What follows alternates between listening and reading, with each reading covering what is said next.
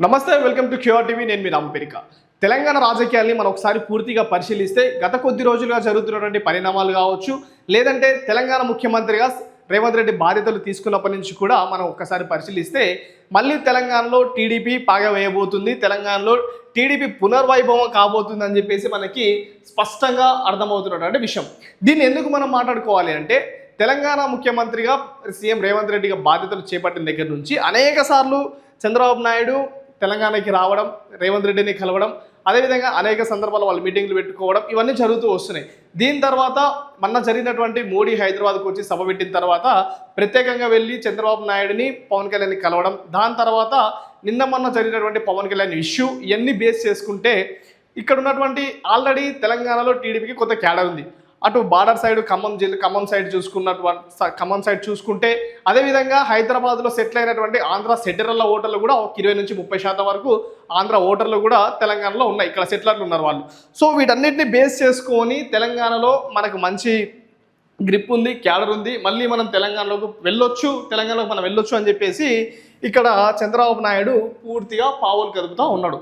So దీనికి సంబంధించి ఇంకొక విషయం తెర మీదకి వచ్చే విషయం ఏంటి, అంతర్గతంగా జరుగుతున్నటువంటి టీడీపీలో అంతర్గతంగా జరుగుతున్నటువంటి ఇంకో విషయం ఏంటి అంటే, క్లియర్గా మనం ఇక్కడ ఏదైతే ఒక సినిమా గ్లామర్ తోటి సీనియర్ ఎన్టీఆర్ ఏ విధంగా అయితే రాజకీయాల్లోకి ఎంట్రీ ఇచ్చి ఉమ్మడి ఆంధ్రప్రదేశ్ రాష్ట్రానికి ముఖ్యమంత్రిగా బాధ్యతలు చేపట్టారో, అదే తరుణంలో జూనియర్ ఎన్టీఆర్ని రంగంలోకి దింపి మళ్ళీ తెలంగాణలోకి ఎంట్రీ ఇచ్చేందుకు, తెలంగాణలో పాగా వేసేందుకు టీడీపీ చేస్తున్నటువంటి ప్రభావం. ఎందుకు ఇక్కడ మనం చూసుకుంటే గత కొద్ది రోజులుగా చూసుకుంటే జూనియర్ ఎన్టీఆర్కి కానీ టీడీపీకి సంబంధించి కానీ కొంత అంతర్గతంగా వాళ్ళిద్దరి మధ్యలో క్లాషెస్ వచ్చినాయి.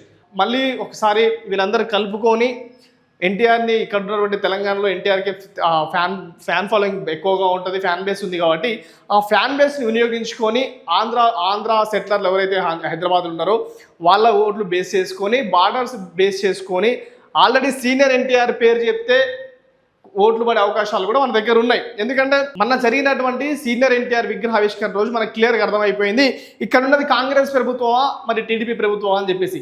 ఎందుకంటే అక్కడ ఉన్నటువంటి కాంగ్రెస్ ప్రభుత్వం అధికారంలో ఉన్నప్పటికీ అక్కడ పూర్తి స్థాయిలో ఒక టీడీపీ ప్రభుత్వం అధికారంలో ఉన్నది, అదే విధంగా అక్కడ మొత్తం ఎక్స్పోజ్ అయిపోయింది. సో ఈ టైంలో జూనియర్ ఎన్టీఆర్ని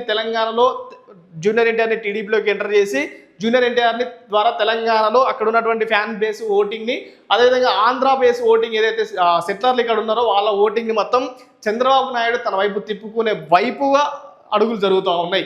ఇప్పటికే మనకు తెలుసు సీనియర్ ఎన్టీఆర్ పేరు ఎవరైతే ఇప్పుడు కాంగ్రెస్ పార్టీని గతంలో ఒక ఉన్నటువంటి క్యాడర్ని పేరు కాకపోయినా కాంగ్రెస్ పార్టీ అంటే ఓటేసే కార్యకర్తలు కానీ ఓటర్లు కానీ ఎలా ఉన్నారో, అదేవిధంగా సీనియర్ ఎన్టీఆర్ పేరు చెప్పగానే టీడీపీకి ఓటేసేటువంటి ఓటర్లు కూడా మన తెలంగాణలో ఇంకా చాలామంది ఉన్నారు.